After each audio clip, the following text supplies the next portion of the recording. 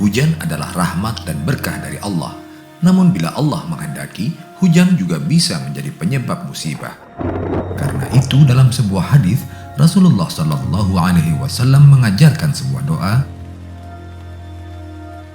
Inna Nabiy Sallallahu Alaihi Wasallam kana idza ra'al matar qala Allahumma sayyiban nafi'a.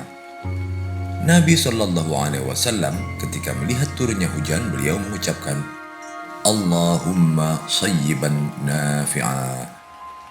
Artinya, ya Allah, turunkanlah pada kami hujan yang bermanfaat.